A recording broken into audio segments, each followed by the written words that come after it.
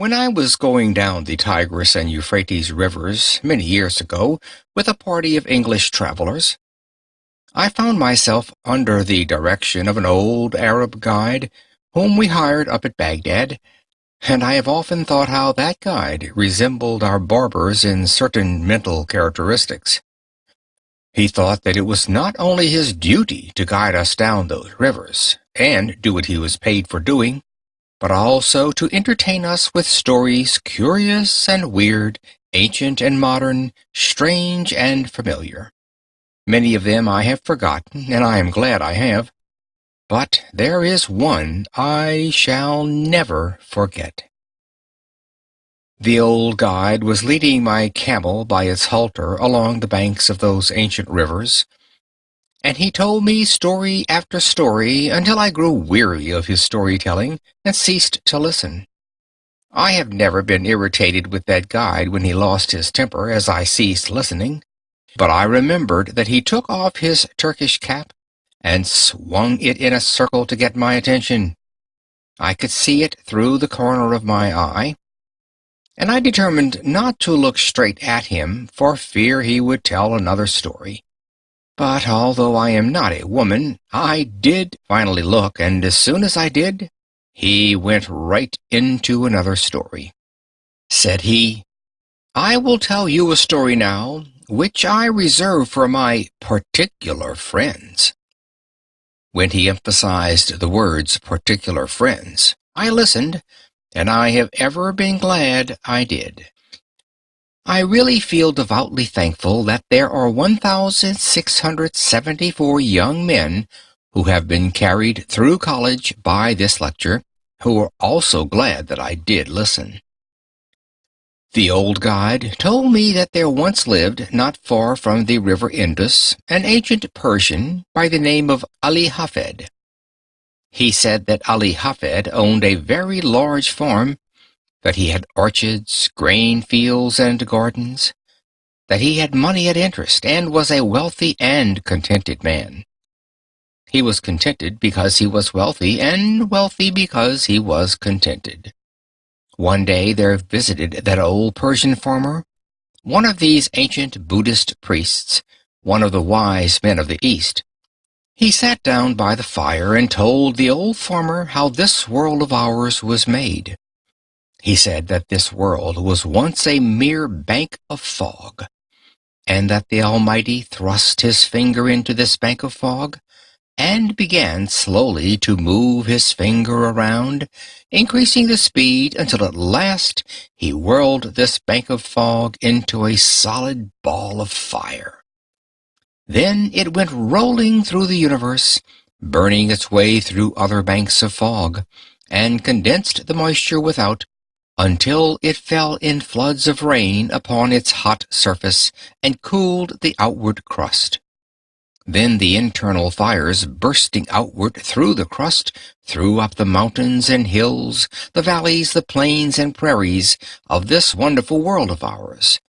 If this internal molten mass came bursting out and cooled very quickly, it became granite. Less quickly, copper. Less quickly, silver.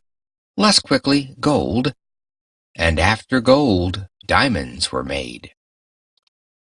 Said the old priest, "A diamond is a congealed drop of sunlight." Now, this is literally scientifically true, that a diamond is an actual deposit of carbon from the sun.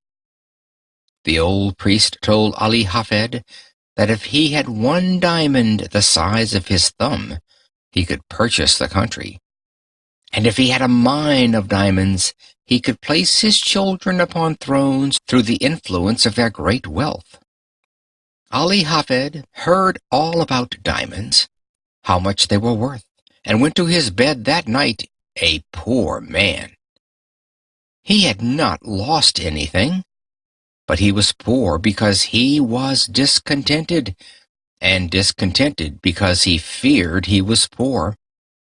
He said, "I want a mine of diamonds," and he lay awake all night.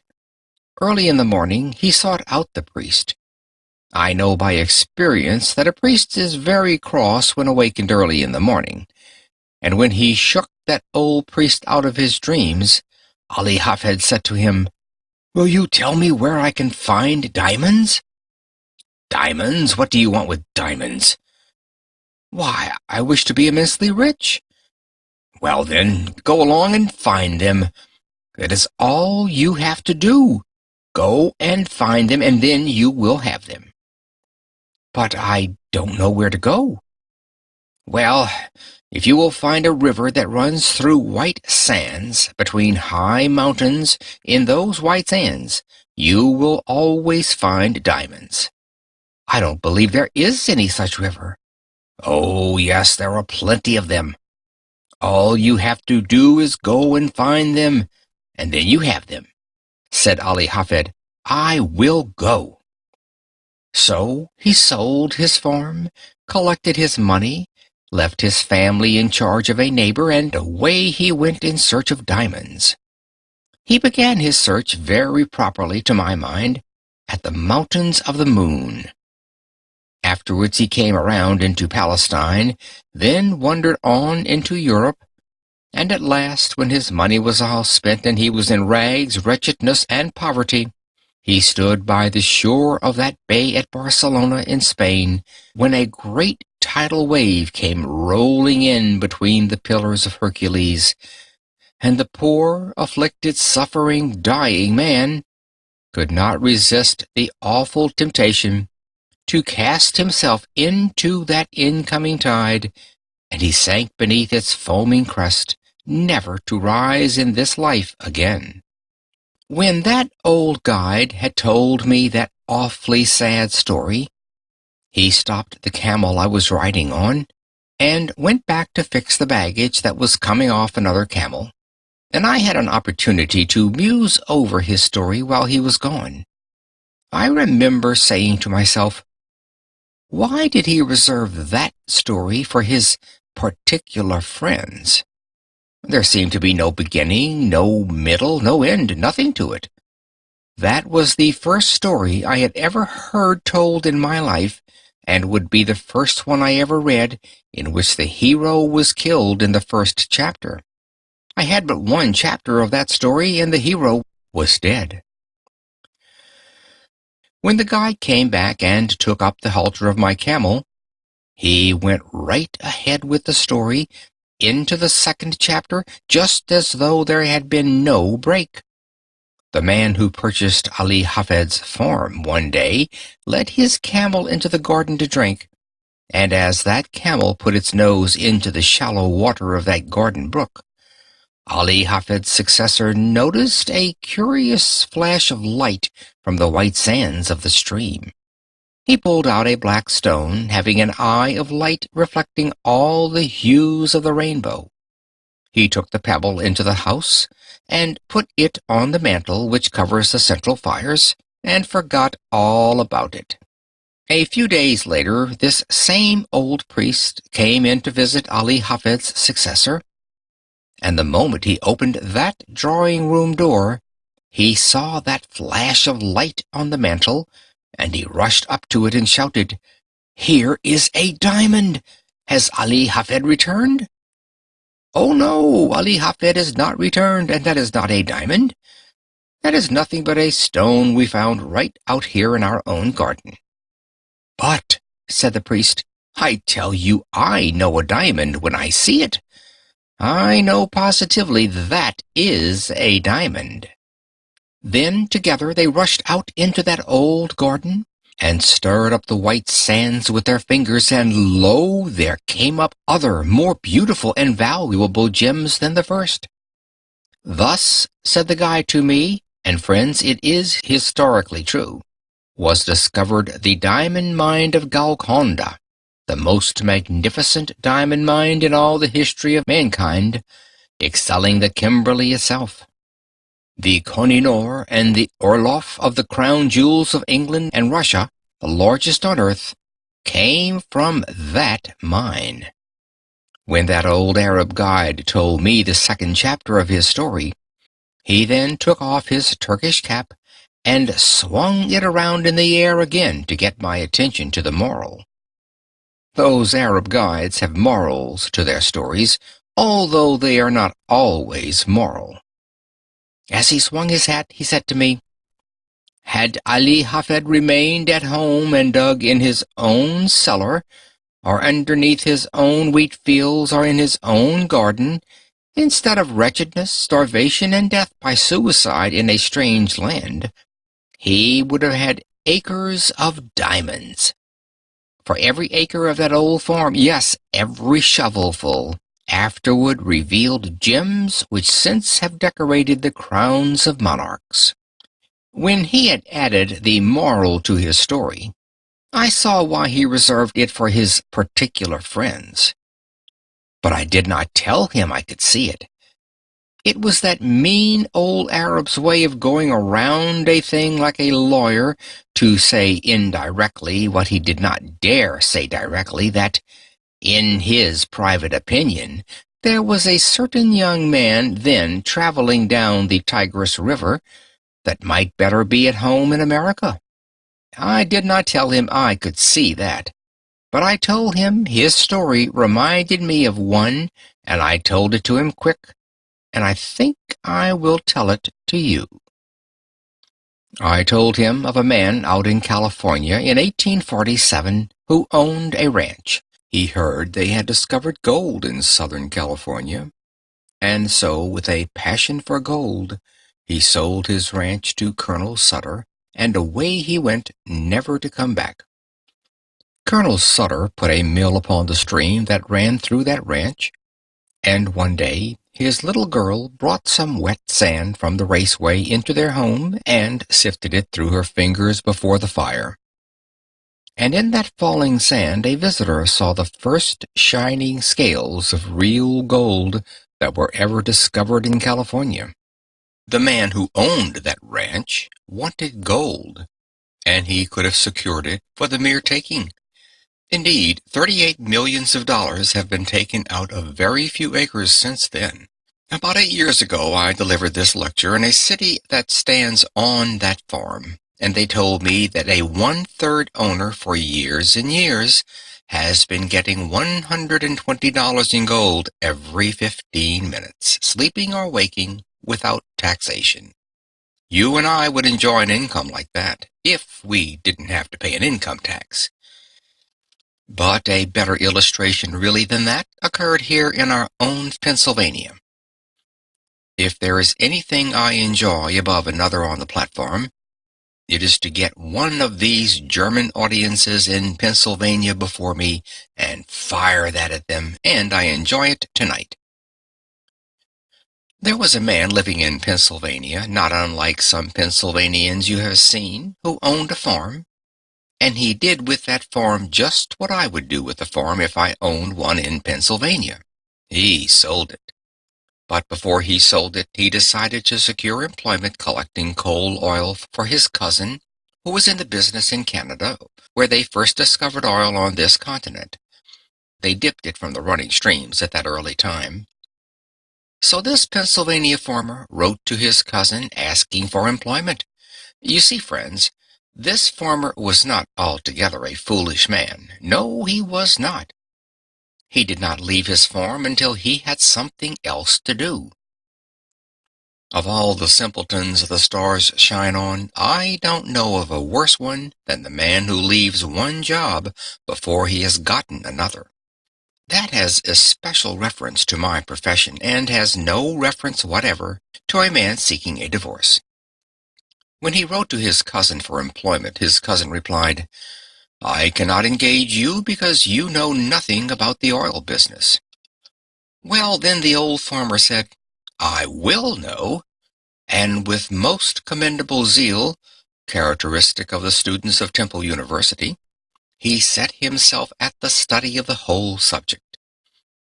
He began away back at the second day of God's creation, when this world was covered thick and deep with that rich vegetation which since has turned to the primitive beds of coal.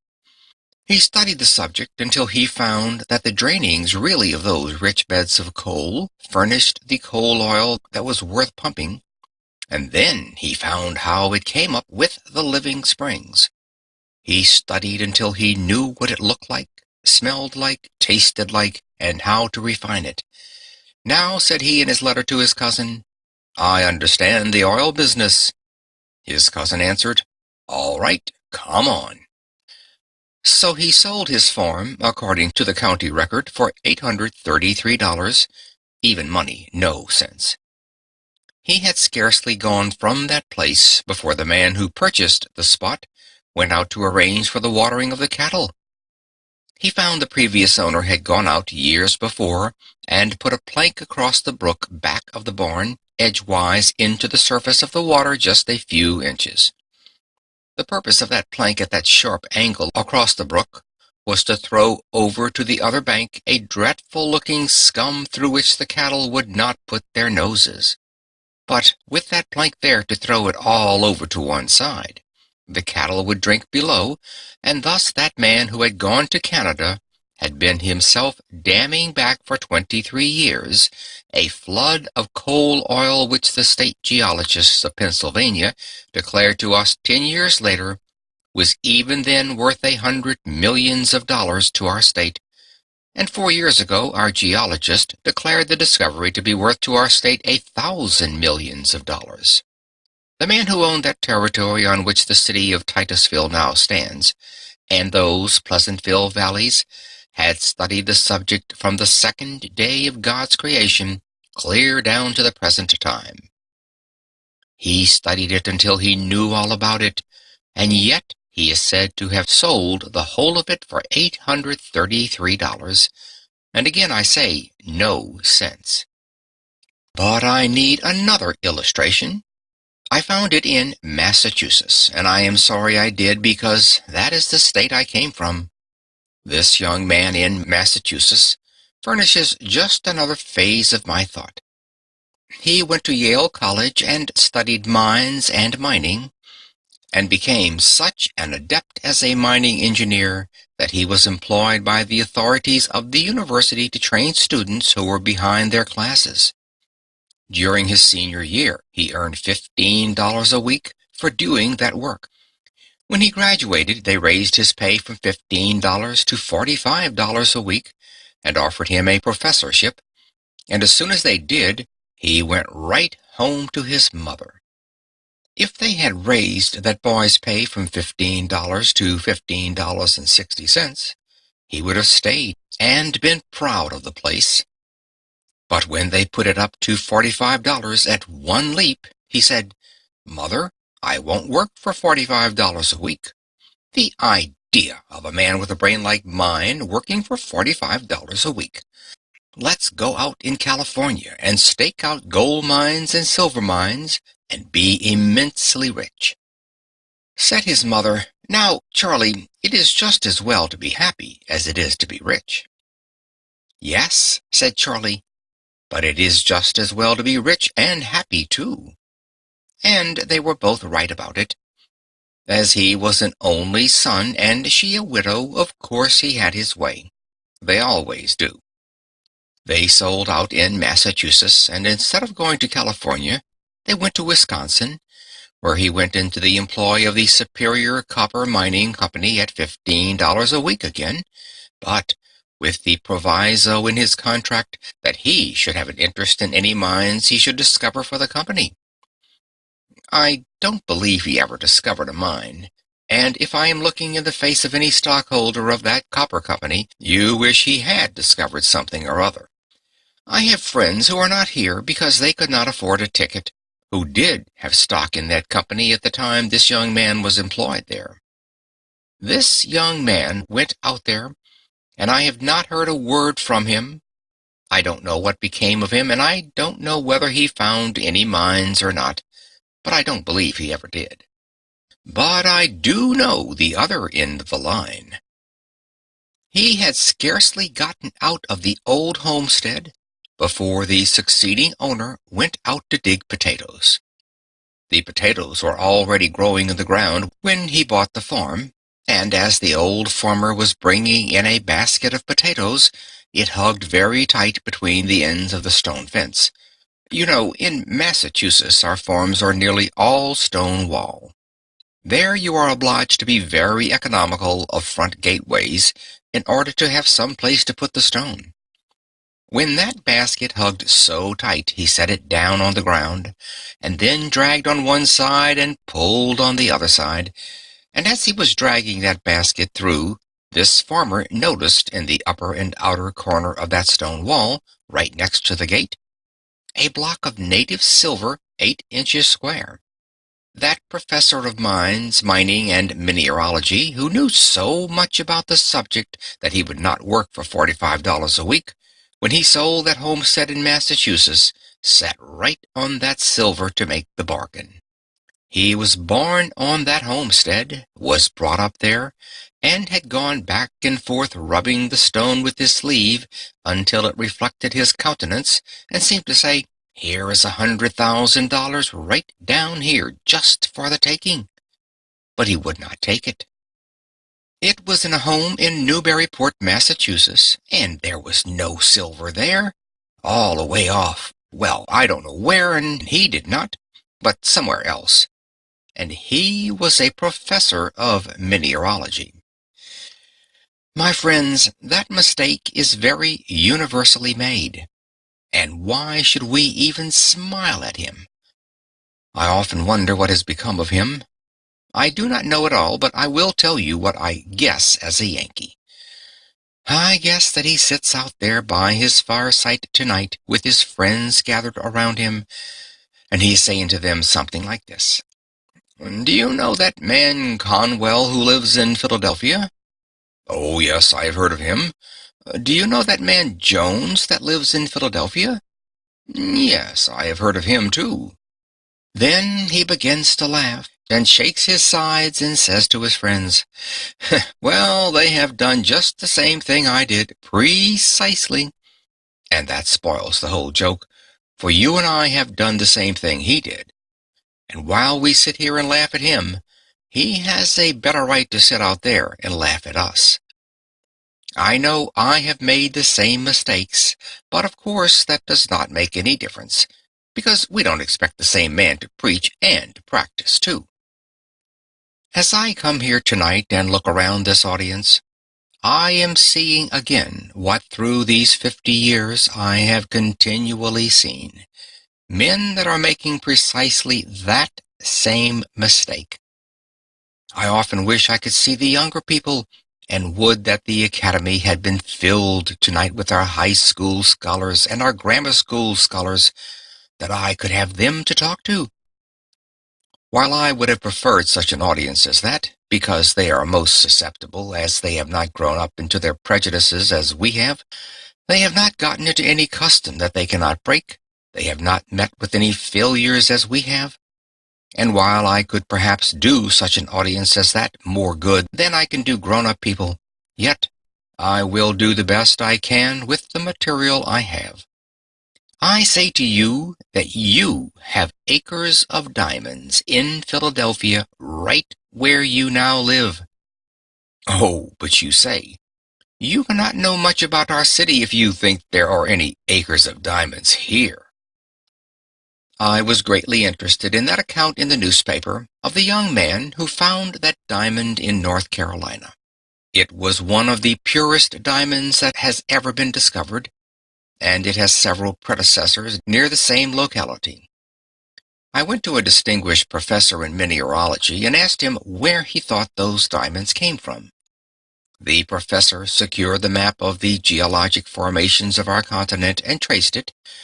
He said it went either through the underlying carboniferous strata adapted for such production westward through Ohio and the Mississippi, or in more probability came eastward through Virginia and up the shore of the Atlantic Ocean. It is a fact that the diamonds were there, for they have been discovered and sold, and that they were carried down there during the drift period from some northern locality.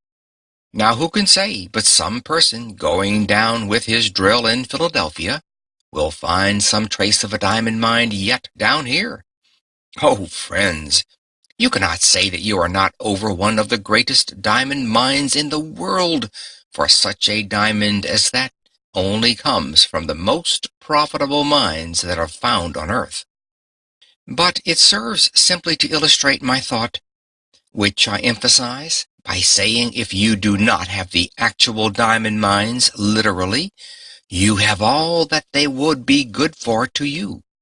Because now that the Queen of England has given the greatest compliment ever conferred upon American women for her attire because she did not appear with any jewels at all at the late reception in England, it has almost done away with the use of diamonds anyhow. All you would care for would be the few you would wear if you wish to be modest, and the rest you would sell for money. Now then, I say again that the opportunity to get rich, to attain unto great wealth, is here in Philadelphia now, within the reach of almost every man and woman who hears me speak tonight. And I mean just what I say.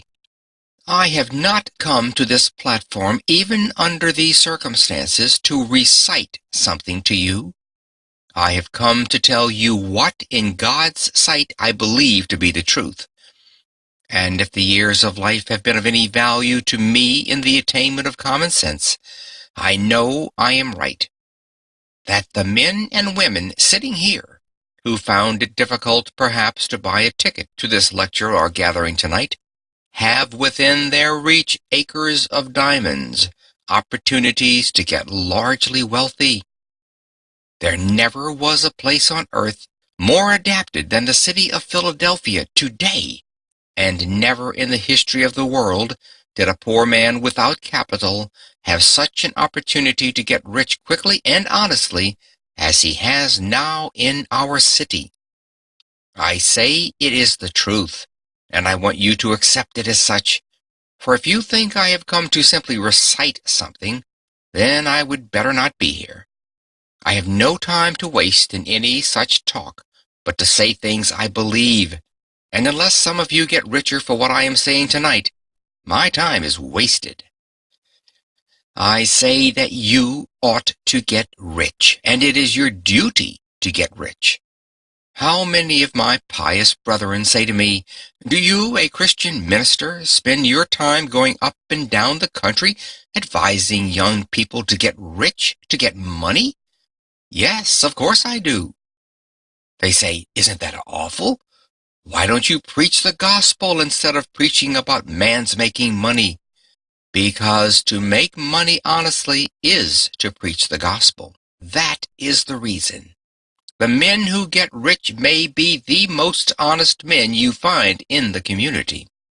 "Oh, but," says some young man here tonight, "I've been told all my life that if a person has money, he is very dishonest and dishonorable and mean and contemptible." My friend, that is the reason why you have none, because you have that idea of people.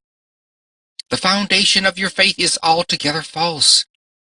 Let me say here clearly, and say it briefly, though subject to discussion which I have not time for here, 98 out of 100 of the rich men of America are honest.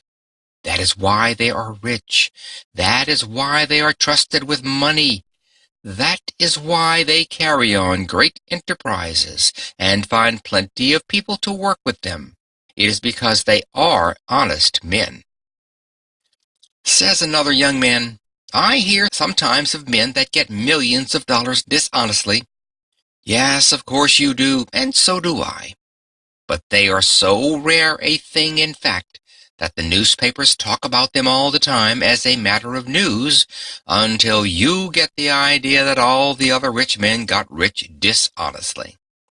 My friend, you take and drive me, if you furnish the auto, out into the suburbs of Philadelphia, and introduce me to the people who own their homes around this great city. Those beautiful homes with gardens and flowers, those magnificent homes so lovely in their art. And I will introduce you to the very best people in character as well as in enterprise in our city, and you know I will. A man is not really a true man until he owns his own home. And they that own their homes are made more honorable and honest and pure and true and economical and careful by owning the home. For a man to have money, even in large sums, is not an inconsistent thing. We preach against covetousness, and you know we do in the pulpit, and oftentimes preach against it so long, and use the terms about filthy lucre so extremely, that Christians get the idea that when we stand in the pulpit, we believe it is wicked for any man to have money until the collection basket goes around. And then we almost swear at the people because they don't give more money. Oh, the inconsistency of such doctrines as that. Money is power, and you ought to be reasonably ambitious to have it. You ought, because you can do more good with it than you could without it. Money printed your Bible. Money builds your churches. Money sends your missionaries, and money pays your preachers, and you would not have many of them either if you did not pay them. I am always willing that my church should raise my salary, because the church that pays the largest salary always raises it the easiest. You never knew an exception to it in your life. The man who gets the largest salary can do the most good with the power that is furnished to him. Of course he can, if his spirit be right to use it for what it is given to him.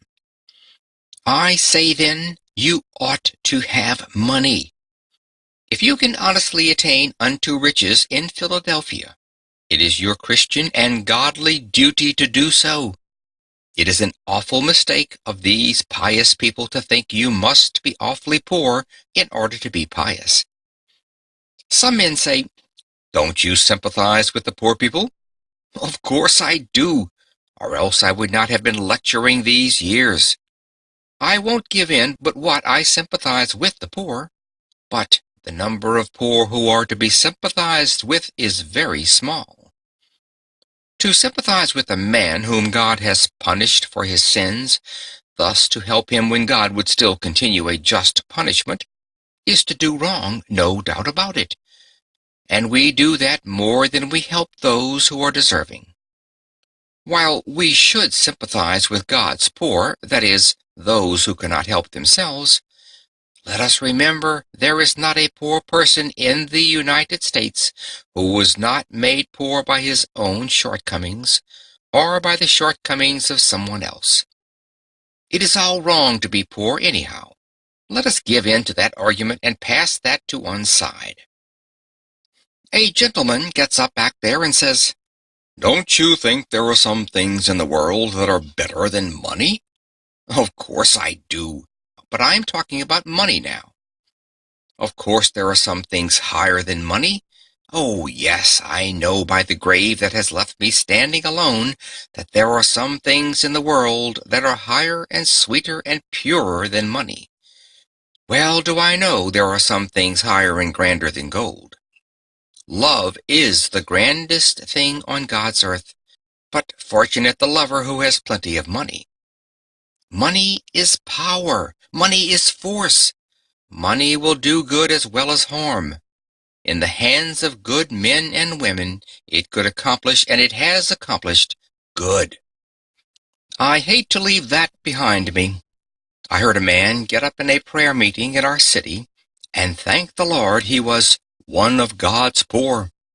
Well, I wonder what his wife thinks about that. She earns all the money that comes into that house, and he smokes a part of that on the veranda. I don't want to see any more of the Lord's poor of that kind, and I don't believe the Lord does. And yet there are some people who think that in order to be pious you must be awfully poor and awfully dirty. That does not follow at all. While we sympathize with the poor, let us not teach a doctrine like that. Yet the age is prejudiced against advising a Christian man, or as a Jew would say, a godly man, from attaining unto wealth. The prejudice is so universal, and the years are far enough back, I think, for me to safely mention that years ago up at Temple University, there was a young man in our theological school who thought he was the only pious student in that department. He came into my office one evening and sat down by my desk and said to me, "Mr. President, I think it is my duty, sir, to come in and labor with you." "What has happened now?" said he. "I heard you say at the academy at the Pierce School commencement that you thought it was an honorable ambition for a young man to desire to have wealth, and that you thought it made him temperate, made him anxious to have a good name, and made him industrious. You spoke about man's ambition to have money helping to make him a good man. Sir, I have come to tell you the Holy Bible says that money is the root of all evil." I told him I had never seen it in the Bible, and advised him to go out into the chapel and get the Bible, and show me the place. So he went for the Bible, and soon he stalked into my office with the Bible open, with all the bigoted pride of the narrow sectarian, or of one who founds his Christianity on some misinterpretation of Scripture. He flung the Bible down on my desk, and fairly squealed into my ear, "There it is, Mr. President. You can read it for yourself." I said to him, "Well, young man, you will learn when you get a little older that you cannot trust another denomination to read the Bible for you. You belong to another denomination. You are taught in the theological school, however, that emphasis is exegesis. Now, will you take that Bible and read it yourself and give the proper emphasis to it?" He took the Bible and proudly read, "The love of money is the root of all evil." Then he had it right. And when one does quote aright from that same old book, he quotes the absolute truth. I have lived through 50 years of the mightiest battle that old book has ever fought, and I have lived to see its banners flying free, for never in the history of the world did the great minds of earth so universally agree that the Bible is true, all true, as they do at this very hour. So I say that when he quoted right, of course, he quoted the absolute truth. The love of money is the root of all evil. He who tries to attain unto it too quickly or dishonestly will fall into many snares, no doubt about that. The love of money. What is that? It is the making an idol of money, and idolatry, pure and simple everywhere, is condemned by the Holy Scriptures and by man's common sense. The man that worships the dollar instead of thinking of the purposes for which it ought to be used, the man who idolizes simply money, the miser that hoards his money in the cellar or hides it in his stocking, or refuses to invest it where it will do the world good, that man who hugs the dollar until the eagle squeals has in him the root of all evil. I think I will leave that behind me now and answer the question of nearly all of you who are asking, is there opportunity to get rich in Philadelphia? Well, now, how simple a thing it is to see where it is, and the instant you see where it is yours. Some old gentleman gets up back there and says, "Mr. Conwell, have you lived in Philadelphia for 31 years and don't know that the time has gone by when you can make anything in this city?" "No, I don't think it is." "Yes, it is. I have tried it." "What business are you in?" "I kept a store here for 20 years and never made over $1,000 in the whole 20 years. "Well, then, you can measure the good you have been to this city by what this city has paid you, because a man can judge very well what he is worth by what he receives. That is, in what he is to the world at this time. If you have not made over $1,000 in 20 years in Philadelphia, it would have been better for Philadelphia if they had kicked you out of the city 19 years and 9 months ago. A man has no right to keep a store in Philadelphia 20 years and not make at least $500,000, even though it be a corner grocery uptown. You say, "You cannot make $5,000 in a store now." Oh, my friends, if you will take only 4 blocks around you and find out what the people want and what you ought to supply, and set them down with your pencil and figure out the profits you would make if you did supply them, you would very soon see it. There is wealth right within the sound of your voice. Someone says, "You don't know anything about business. A preacher never knows a thing about business." Well, then I will have to prove that I am an expert. I don't like to do this, but I have to do it because my testimony will not be taken if I am not an expert. My father kept a country store, and if there is any place under the stars where a man gets all sorts of experience in every kind of mercantile transactions, it is in the country store. I am not proud of my experience, but sometimes when my father was away, he would leave me in charge of the store, though fortunately for him that was not very often. But this did occur many times, friends. A man would come in the store and say to me, "Do you keep jackknives?" "No, we don't keep jackknives." And I went off whistling a tune. What did I care about that man, anyhow? Then another farmer would come in and say, "Do you keep jackknives?" "No, we don't keep jackknives." Then I went away and whistled another tune. Then a third man came right in the same door and said, "Do you keep jackknives?" "No. Why is everyone around here asking for jackknives? Do you suppose we are keeping this store to supply the whole neighborhood with jackknives?" Do you carry on your store like that in Philadelphia? The difficulty was, I had not then learned that the foundation of godliness and the foundation principle of success in business are both the same precisely. The man who says, "I cannot carry my religion into business," advertises himself either as being an imbecile in business, or on the road to bankruptcy, or a thief. One of the three, sure. He will fail within a very few years. He certainly will if he doesn't carry his religion into business. If I had been carrying on my father's store on a Christian plan, godly plan, I would have had a jackknife for the third man when he called for it. Then I would have actually done him a kindness, and I would have received a reward myself, which it would have been my duty to take. There are some over-pious Christian people who think if you take any profit on anything you sell, that you are an unrighteous man.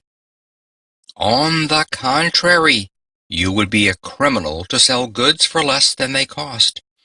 You have no right to do that. You cannot trust a man with your money who cannot take care of his own. You cannot trust a man in your family that is not true to his own wife. You cannot trust a man in the world who does not begin with his own heart, his own character, and his own life. It would have been my duty to have furnished a jackknife to the third man, or the second, and to have sold it to him and actually profited myself. I have no more right to sell goods without making a profit on them than I have to overcharge him dishonestly beyond what they are worth. But I should so sell each bill of goods that the person to whom I sell shall make as much as I make. To live and let live is the principle of the gospel, and the principle of everyday common sense. Oh, young man, hear me. Live as you go along. Do not wait until you have reached my years before you begin to enjoy anything of this life. If I had the millions back, or 50 cents of it, which I have tried to earn in these years, it would not do me anything like the good that it does me now in this almost sacred presence tonight. Oh yes, I am paid over and over 100-fold tonight for dividing, as I have tried to do in some measure as I went along through the years. I ought not to speak that way. It sounds egotistic, but I am old enough now to be excused for that. I should have helped my fellow men, which I have tried to do, and everyone should try to do, and get the happiness of it. The man who goes home with the sense that he has stolen $1 that day, that he has robbed a man of what was his honest due, is not going to sweet rest. He arises tired in the morning and goes with an unclean conscience to his work the next day. He is not a successful man at all, although he may have laid up millions. But the man who goes through life dividing always with his fellow men, making and demanding his own rights and his own profits, and giving to every other man his rights and profits, lives every day, and not only that, but it is the royal road to great wealth. The history of the thousands of millionaires shows this to be the case. The man over there, who said he could not make anything in a store in Philadelphia, has been carrying on his store on the wrong principle. Suppose I go into your store tomorrow morning and ask, "Do you know neighbor A who lives 1 square away at house number 1240? "Oh, yes, I have met him. He deals here at the corner store." "Where did he come from?" "I don't know." "How many does he have in his family?" "I don't know." "What ticket does he vote?" "I don't know." "What church does he go to?" "I don't know and don't care." What are you asking all these questions for? If you had a store in Philadelphia, would you answer me like that? If so, then you are conducting your business just as I carried on my father's business in Worthington, Massachusetts. You don't know where your neighbor came from when he moved to Philadelphia, and you don't care. If you had cared, you would be a rich man now. If you had cared enough about him to take an interest in his affairs, to find out what he needed, you would have been rich. But you go through the world saying, "No opportunity to get rich." And there is the fault right at your own door. But another young man gets up over there and says, "I cannot take up the mercantile business." While I am talking of trade, it applies to every occupation. "Why can't you go into the mercantile business?" "Because I haven't any capital." Oh, the weak and dullish creature that can't see over its collar. It makes a person weak to see these little dudes standing around the corners and saying, "Oh, if I had plenty of capital, how rich I would get." Young man, do you think you are going to get rich on capital? Certainly. Well, I say certainly not. If your mother has plenty of money and she will set you up in business, you will set her up in business supplying you with capital. The moment a young man or woman gets more money than he or she has grown to by practical experience, that moment he has gotten a curse. It is no help to a young man or woman to inherit money. It is no help to your children to leave them money, but if you leave them education, if you leave them Christian and noble character, if you leave them a wide circle of friends, if you leave them an honorable name, it is far better than that they should have money. It would be worse for them, worse for the nation, that they should have any money at all. Oh, young man, if you have inherited money, don't regard it as a help. It will curse you through your years and deprive you of the very best things of human life. There is no class of people to be pitied so much as the inexperienced sons and daughters of the rich of our generation. I pity the rich man's son. He can never know the best things in life. One of the best things in our life is when a young man has earned his own living, and when he becomes engaged to some lovely young woman and makes up his mind to have a home of his own. Then, with that same love, comes also that divine inspiration toward better things, and he begins to save his money. He begins to leave off his bad habits and to put money in the bank. When he has a few $100s, he goes out in the suburbs to look for a home. He goes to the savings bank perhaps for half of the value, and then goes for his wife. And when he takes his bride over the threshold of that door for the first time, he says, in words of eloquence my voice can never touch, I have earned this home myself. It is all mine, and I divide with thee. That is the grandest moment a human heart may ever know. But a rich man's son can never know that. He takes his bride into a finer mansion, it may be, but he is obliged to go all the way through it and say to his wife, my mother gave me that, my mother gave me that, and my mother gave me this, until his wife wishes she had married his mother. I pity the rich man's son. The statistics of Massachusetts showed that not one rich man's son out of 17 ever dies rich. I pity the rich man's sons, unless they have the good sense of the elder Vanderbilt, which sometimes happens. He went to his father and said, Did you earn all your money? I did, my son. I began to work on a ferry boat for 25 cents a day. Then, said his son, I will have none of your money. And he, too, tried to get employment on a ferry boat that Saturday night. He could not get one there, but he did get a place for $3 a week. Of course, if a rich man's son will do that, he will get the discipline of a poor boy that is worth more than a university education to any man. He would then be able to take care of the millions of his father. But as a rule, the rich men will not let their sons do the very thing that made them great. As a rule, the rich man will not allow his son to work.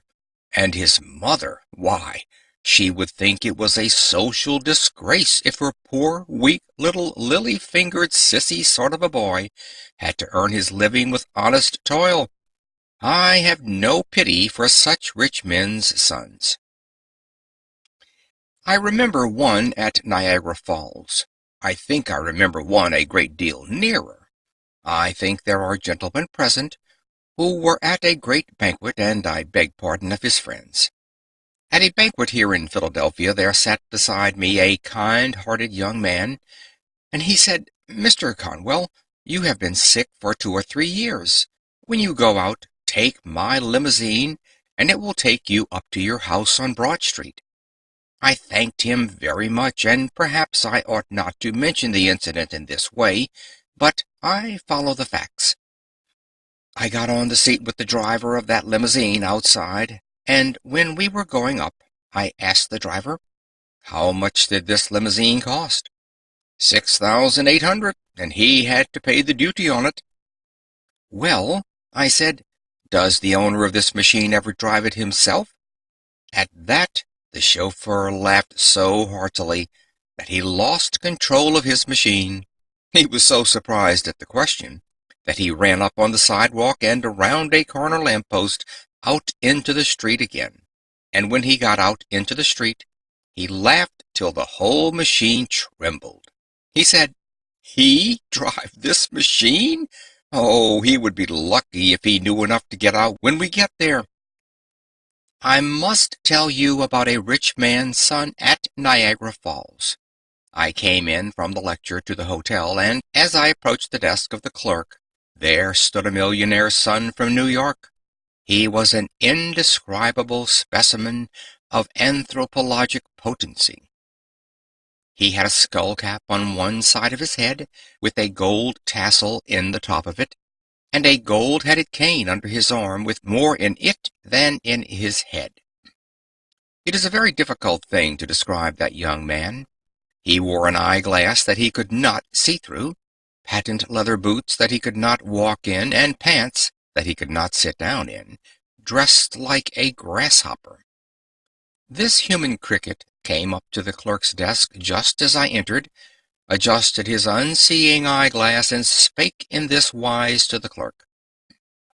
You see, he thought it was Hinglish, you know, the lisp.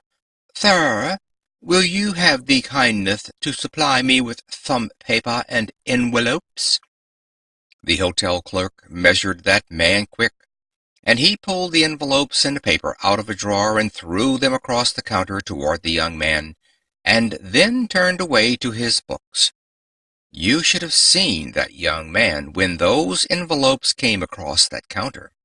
He swelled up like a gobbler turkey, adjusted his unseeing eyeglass, and yelled, "Come right back here. Now, sir, will you order a servant to take that paper and envelopes to yonder desk?" Oh, the poor, miserable, contemptible American monkey. He could not carry paper and envelopes 20 feet. I suppose he could not get his arms down to do it. I have no pity for such travesties upon human nature. If you have not capital, young man, I am glad of it. What you need is common sense, not copper sense. The best thing I can do is to illustrate by actual facts well known to you all. A.T. Stewart, a poor boy in New York, had $1.50 to begin life on. He lost 87½ cents of that on the very first venture. How fortunate that young man who loses the first time he gambles. That boy said, "I will never gamble again in business," and he never did. How did he come to lose 87½ cents? You probably all know the story how he lost it, because he bought some needles, threads, and buttons to sell which people did not want, and had them left on his hands a dead loss. Said the boy, "I will not lose any more money in that way." Then he went around first to the doors and asked the people what did they want. Then, when he had found out what they wanted, he invested his 62½ cents to supply a known demand. Study it wherever you choose, in business, in your profession, in your housekeeping. Whatever your life, that one thing is the secret of success. You must first know the demand. You must first know what people need, and then invest yourself where you are most needed. A.T. Stewart went on that principle until he was worth what amounted afterward to $40 millions, owning the very store in which Mr. Wanamaker carries on his great work in New York. His fortune was made by losing something, which taught him the great lesson that he must only invest himself or his money in something that people need. When will you salesmen learn it? When will you manufacturers learn that you must know the changing needs of humanity if you would succeed in life? Apply yourselves, all you Christian people, as manufacturers or merchants or workmen, to supply that human need. It is a great principle as broad as humanity and as deep as the Scripture itself. The best illustration I ever heard was of John Jacob Astor. You know that he made the money of the Astor family when he lived in New York. He came across the sea in debt for his fare. But that poor boy with nothing in his pocket made the fortune of the Astor family on one principle. Some young man here tonight will say, "Well, they could make those fortunes over in New York, but they could not do it in Philadelphia."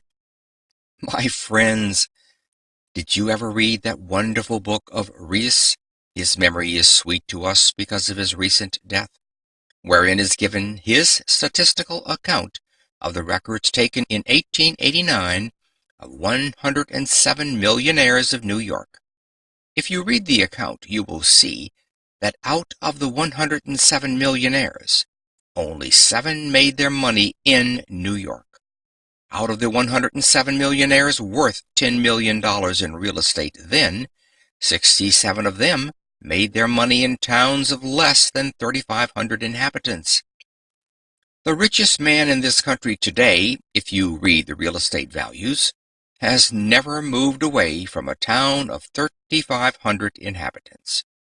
It makes not so much difference where you are as who you are. If you cannot get rich in Philadelphia, you certainly cannot do it in New York. Now, John Jacob Astor illustrated what can be done anywhere.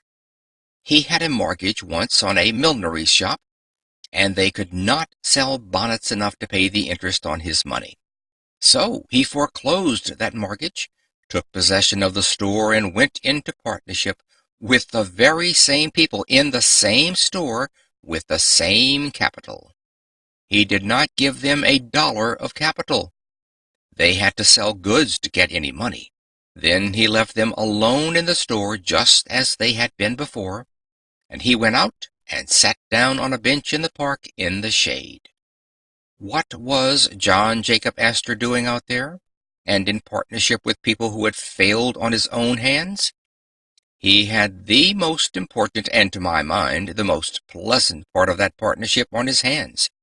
For as John Jacob Astor sat on that bench, he was watching the ladies as they went by, and where is the man who would not get rich at that business? As he sat on the bench, if a lady passed him, with her shoulders back and head up, and looked straight to the front, as if she did not care if all the world did gaze on her, then he studied her bonnet, and by the time it was out of sight, he knew the shape of the frame, the color of the trimmings, and the crinklings in the feather. I sometimes try to describe a bonnet, but not always. I would not try to describe a modern bonnet. Where is the man that could describe one? This aggregation of all sorts of driftwood stuck on the back of the head, or the side of the neck, like a rooster with only one tail feather left. But in John Jacob Astor's day, there was some art about the millinery business, and he went to the millinery store and said to them, "Now put into the show window just such a bonnet as I described to you, because I have already seen a lady who likes such a bonnet. Don't make up any more until I come back." Then he went out and sat down again, and another lady passed him of a different form, of different complexion, with a different shape and color of bonnet. "Now," said he, "put such a bonnet as that in the show window." He did not fill his show window uptown with lots of hats and bonnets to drive people away, and then sit on the back stairs and bawl because people went to Wanamaker's to trade. He did not have a hat or a bonnet in that show window, but what some lady liked it before it was made up. The tide of custom became immediately to turn in, and that has been the foundation of the greatest store in New York in that line, and still exists as one of 3 stores. Its fortune was made by John Jacob Astor after they had failed in business, not by giving them any more money, but by finding out what the ladies liked for bonnets before they wasted any material in making them up. I tell you, if a man could foresee the millinery business, he could foresee anything under heaven. Suppose I were to go through the audience tonight and ask you in this great manufacturing city if there are not opportunities to get rich in manufacturing. "Oh, yes," some young man says, "there are opportunities here still if you build with some trust, and if you have 2 or 3 millions of dollars to begin with as capital." Young man, the history of the breaking up of the trusts by that attack upon big business is only illustrating what is now the opportunity of the smaller man. The time never came in the history of the world when you could get rich so quickly manufacturing without capital as you can now. But you will say, you cannot do anything of the kind. You cannot start without capital. Young man, let me illustrate for a moment. I must do it. It is my duty to every young man and woman, because we are all going into business very soon on the same plan. Young man, remember, if you know what people need, you have gotten more knowledge of a fortune than any amount of capital can give you. There was a poor man out of work living in Hingham, Massachusetts. He lounged around the house until one day his wife told him to get out and work, and as he lived in Massachusetts, he obeyed his wife. He went out and sat down on the shore of the bay, and whittled a soaked shingle into a wooden chain. His children that evening quarreled over it, and he whittled a second one to keep peace. While he was whittling the second one, a neighbor came in and said, "Why don't you whittle toys and sell them? You could make money at that." "Oh," he said, "I would not know what to make." "Why don't you ask your own children right here in your own house what to make?" "What is the use of trying that?" said the carpenter. "My children are different from other people's children. I used to see people like that when I taught school." But he acted upon the hint, and the next morning when Mary came down the stairway, he asked, "What do you want for a toy?" She began to tell him she would like a doll's bed, a doll's wash-stand, a doll's carriage, a little doll's umbrella, and went on with a list of things that would take him a lifetime to supply. So, consulting his own children in his own house, he took the firewood, for he had no money to buy lumber, and whittled those strong, unpainted Hingham toys that were for so many years known all over the world. That man began to make those toys for his own children, and then made copies and sold them through the boot and shoe store next door. He began to make a little money, and then a little more. And Mr. Lawson, in his Frenzied Finance, says that man is the richest man in old Massachusetts, and I think it is the truth.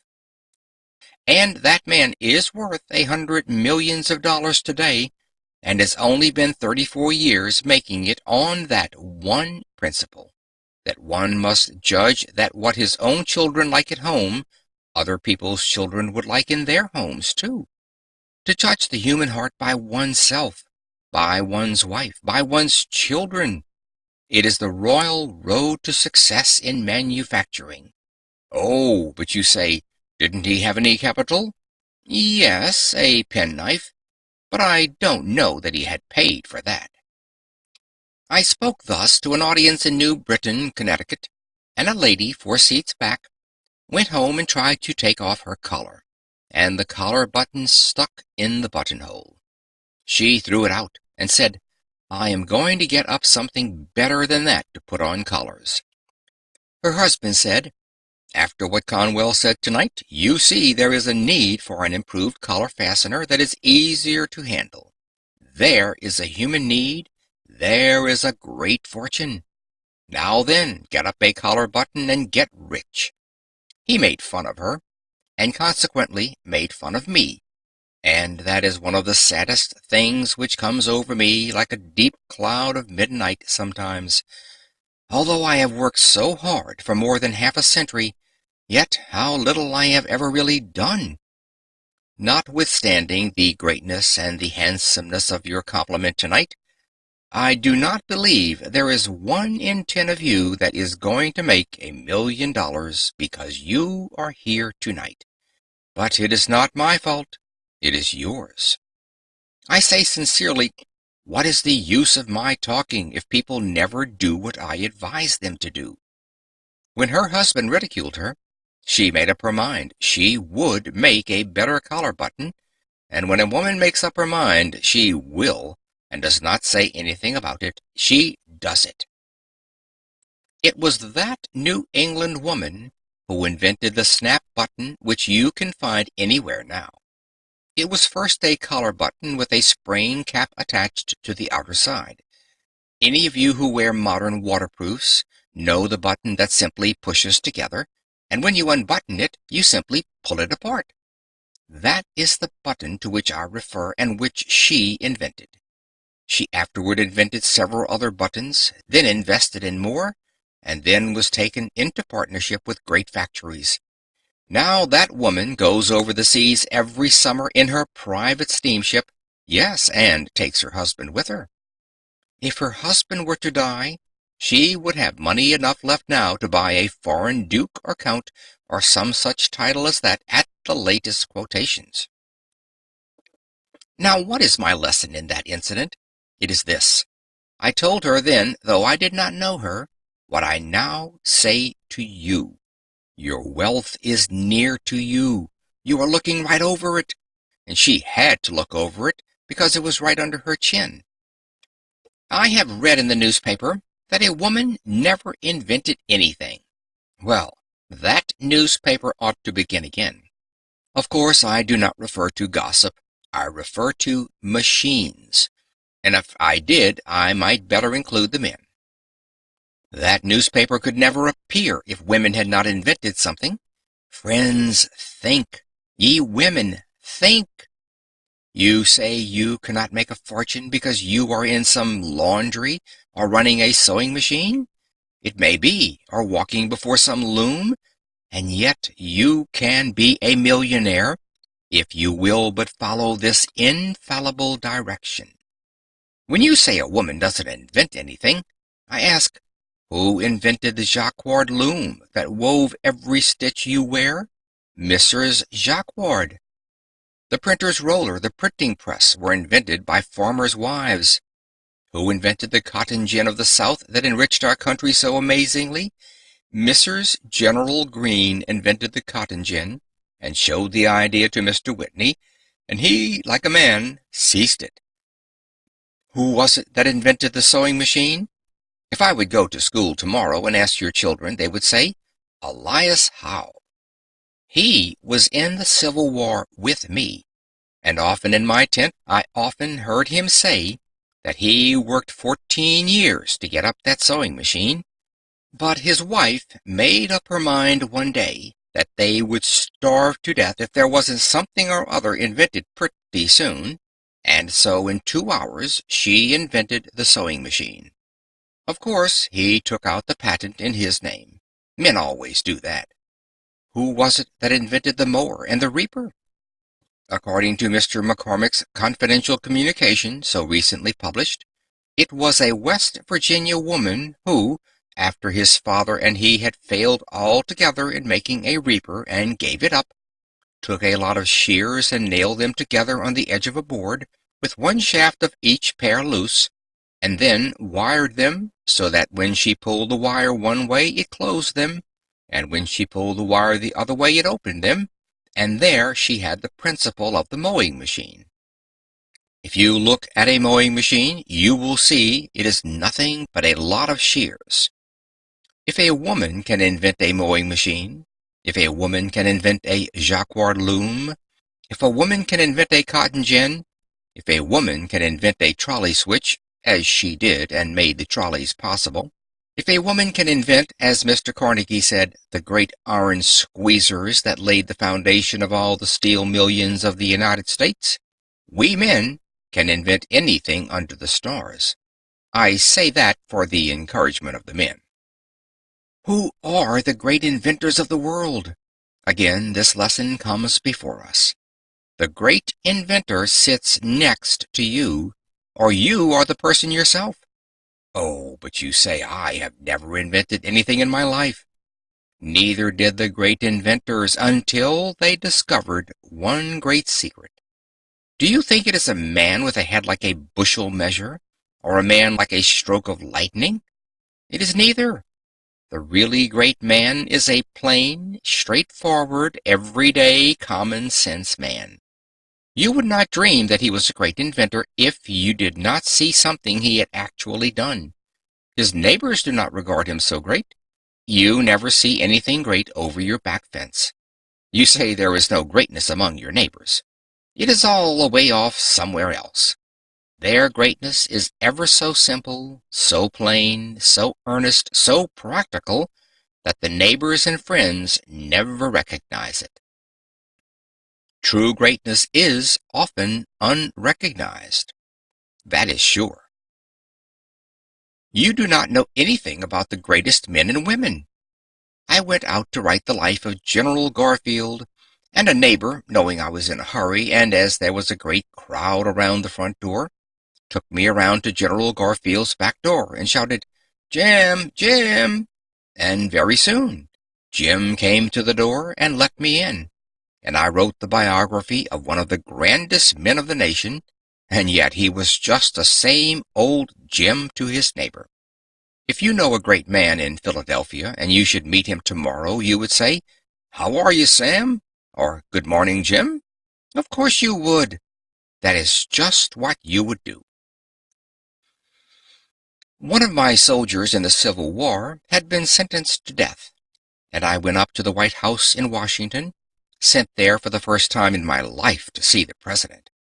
I went into the waiting room and sat down with a lot of others on the benches, and the secretary asked one after another to tell him what they wanted. After the secretary had been through the line, he went in and then came back to the door and motioned to me. I went up to that anteroom, and the secretary said, "That is the president's door right over there. Just rap on it and go right in." I never was so taken aback, friends, in all my life. Never. The secretary himself made it worse for me, because he had told me how to go in and then went out another door to the left and shut that. There I was, in the hallway, by myself, before the President of the United States of America's door. I had been on fields of battle, where the shells did sometimes shriek and the bullets did sometimes hit me, but I always wanted to run. I have no sympathy with the old man who says, "I would just as soon march up to the cannon's mouth as eat my dinner." I have no faith in a man who doesn't know enough to be afraid when he is being shot at. I never was so afraid when the shells came around us at Antietam as I was when I went into that room that day. But I finally mustered the courage, I don't know how I ever did, and at arm's length tapped on the door. The man inside did not help me at all, but yelled out, "Come in and sit down." Well, I went in and sat down on the edge of a chair, and wished I were in Europe, and the man at the table did not look up. He was one of the world's greatest men, and was made great by one single rule. Oh, that the young people of Philadelphia were before me now, and I could say just this one thing, and that they would remember it. I would give a lifetime for the effect it would have on our city and on civilization. Abraham Lincoln's principle for greatness can be adopted by nearly all. This was his rule. Whatsoever he had to do at all, he put his whole mind into it and held it all there until that was all done. That makes men great almost anywhere. He stuck to those papers at that table and did not look up at me, and I sat there trembling.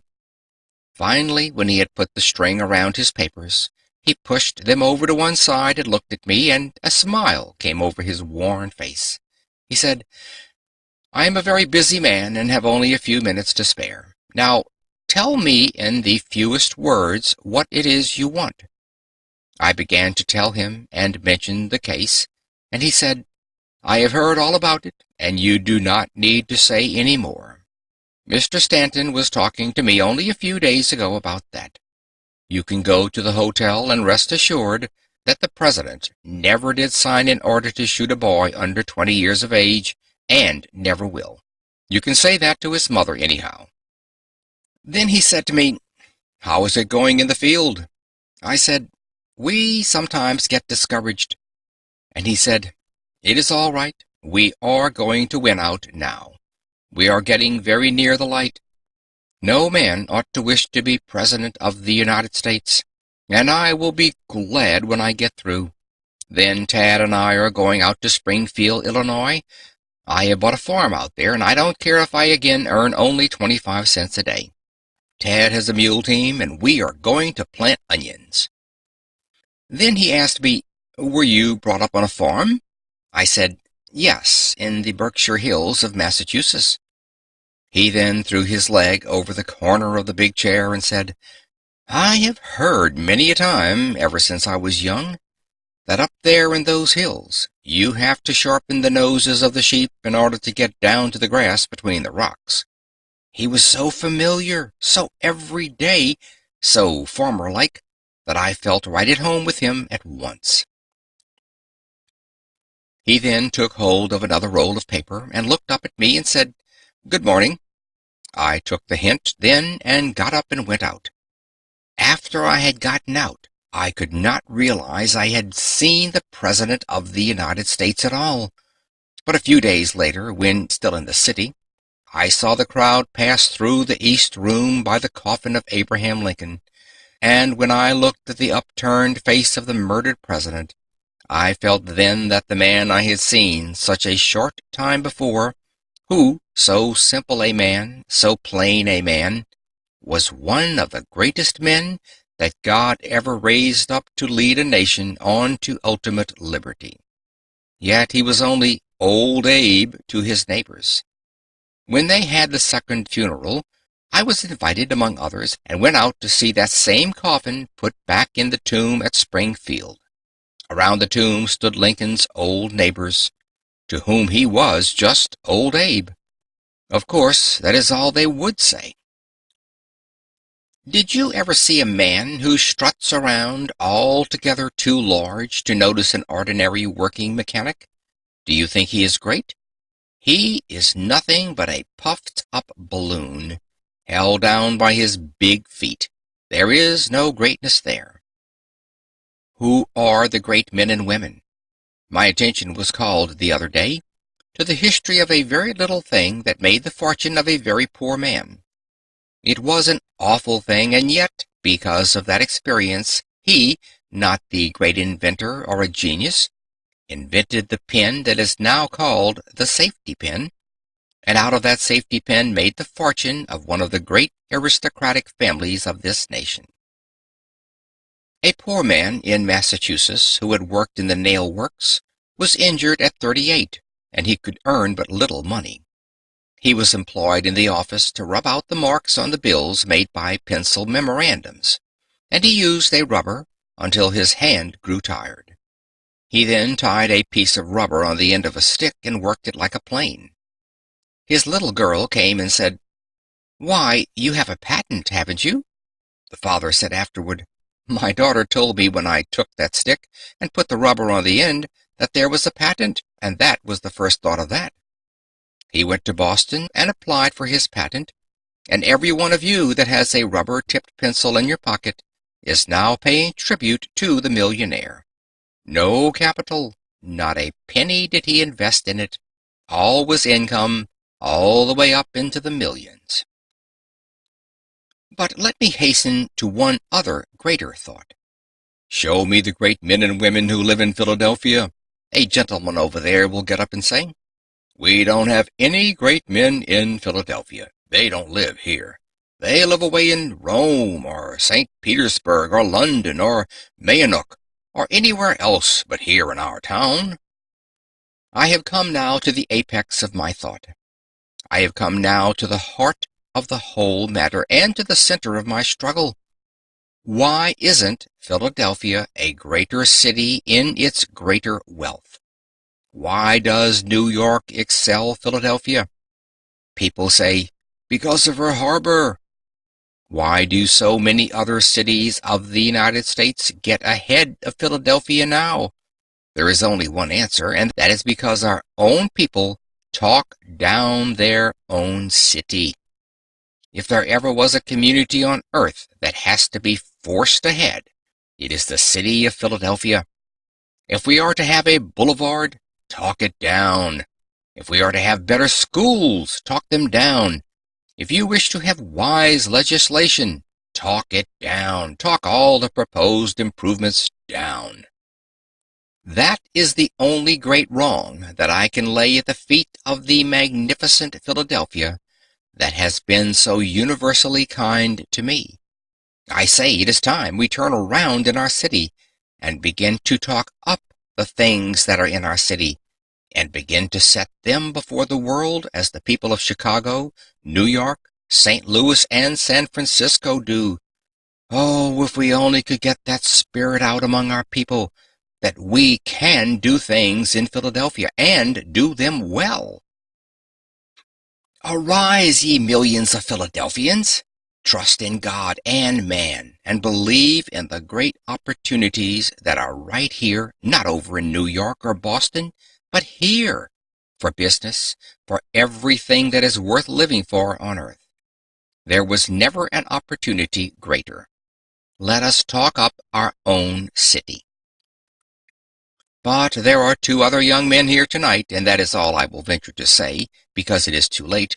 One over there gets up and says, "There is going to be a great man in Philadelphia, but never was one." Oh, is that so? When are you going to be great? When I am elected to some political office. Young man, won't you learn a lesson in the primer of politics, that it is a prima facie evidence of littleness to hold office under our form of government?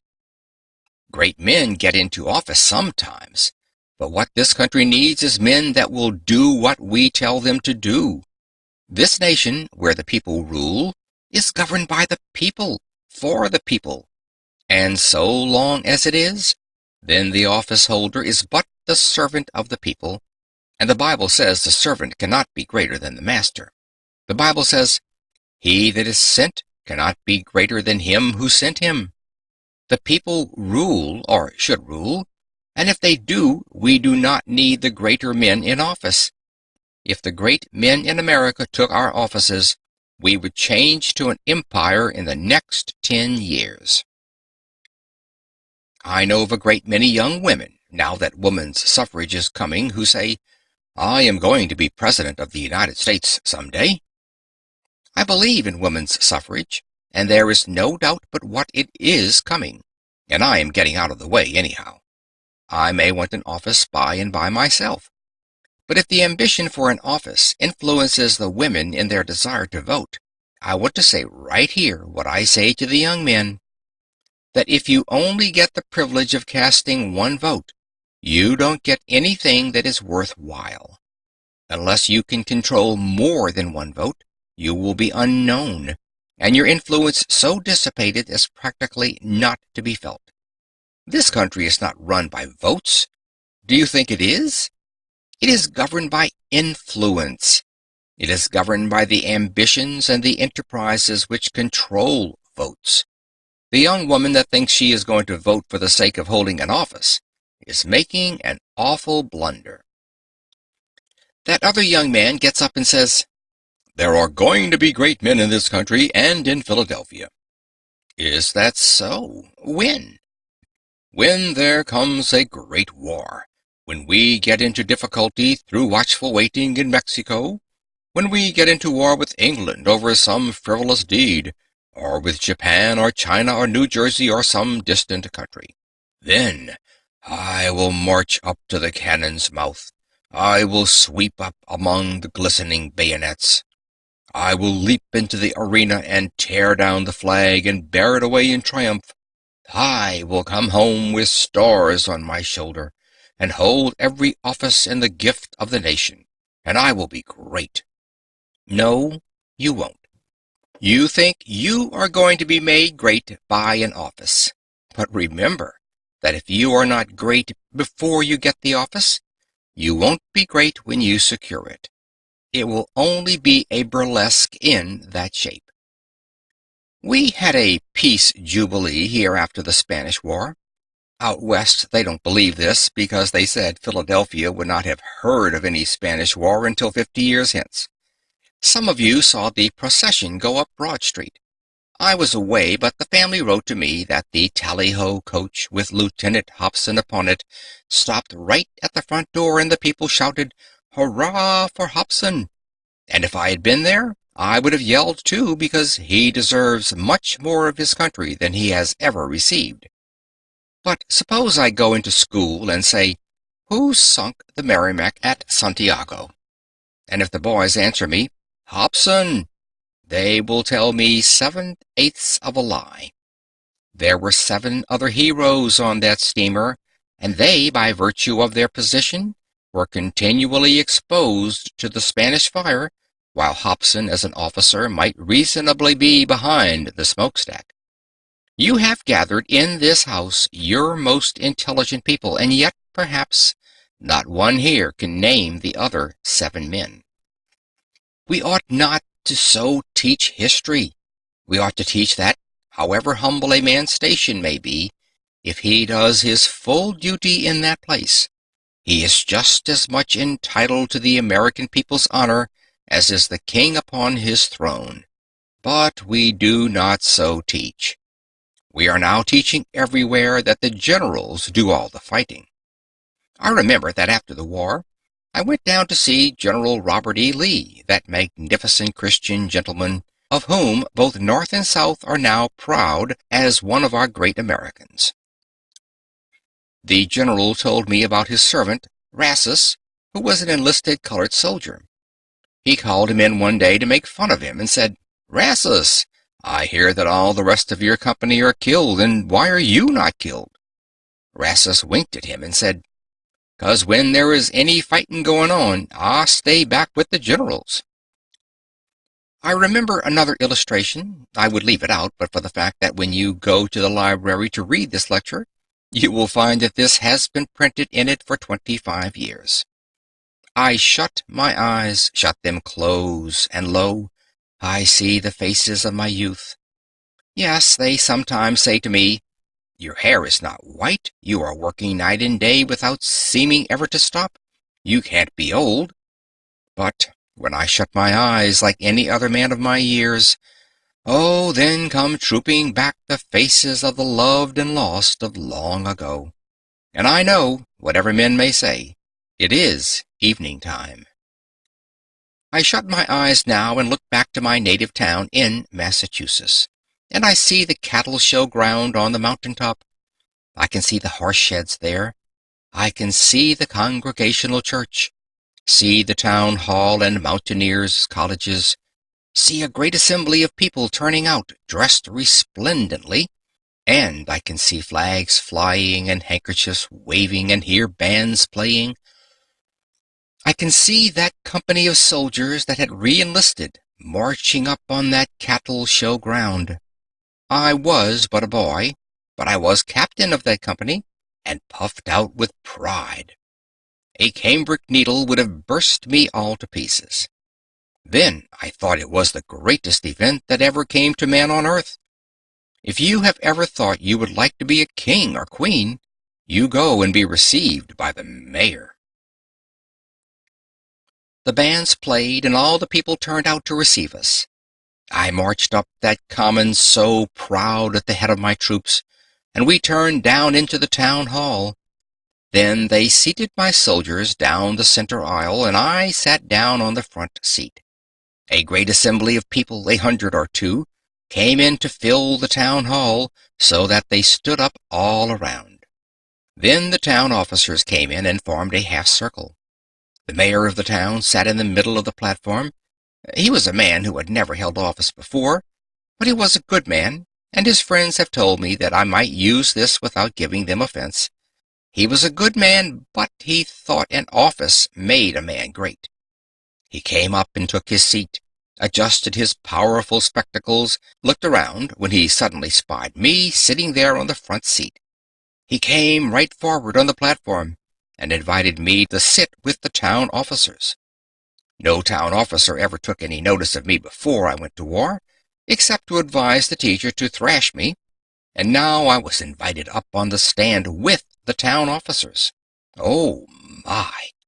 The town mayor was then the emperor, the king of our day and our time. As I came up on the platform, they gave me a chair about this far, I would say, from the front.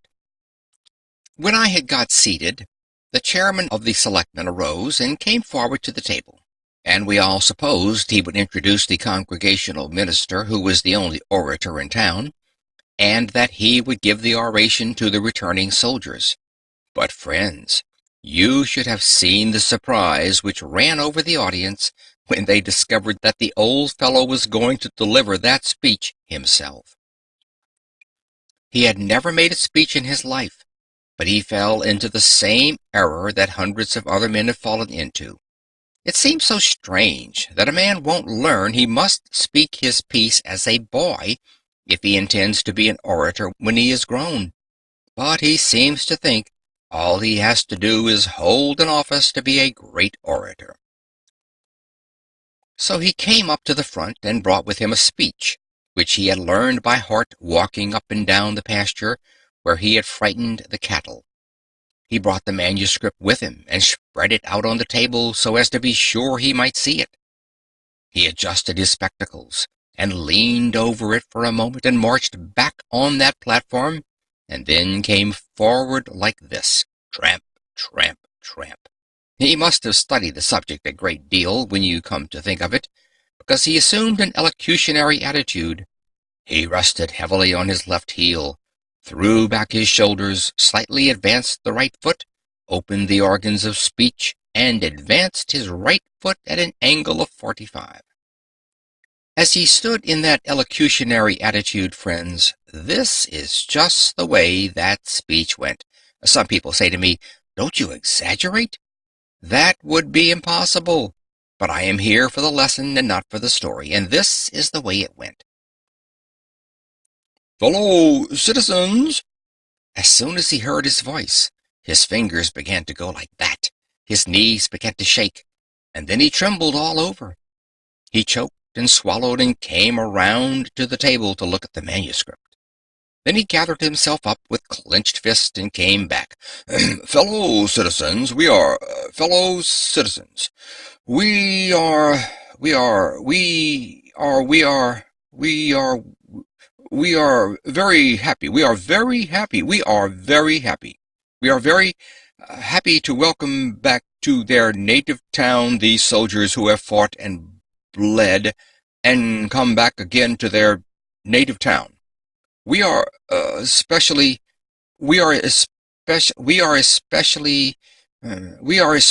pleased to see with us today this young hero." That meant me. "This young hero who in imagination—" Friends, remember, he said that. If he had not said in imagination, I would not be egotistic enough to refer to it at all. "This young hero who in imagination we have seen leading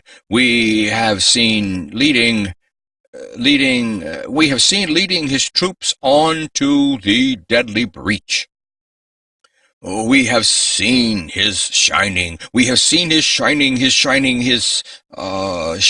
sword flashing in the sunlight as she shouted to his troops, 'Come on!' Oh, dear, dear, dear. How little that good man knew about war.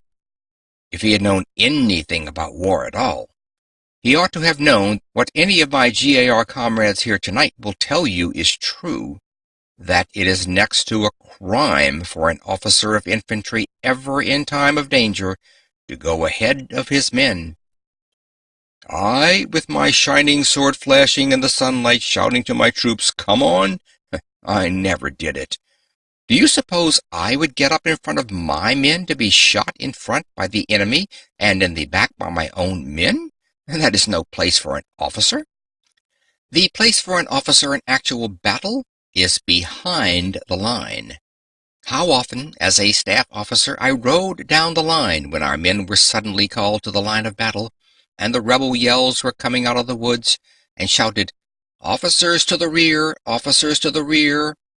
Then every officer gets behind the line of private soldiers, and the higher the officer's rank, the farther behind he goes, not because he is any less the brave, but because the laws of war require that.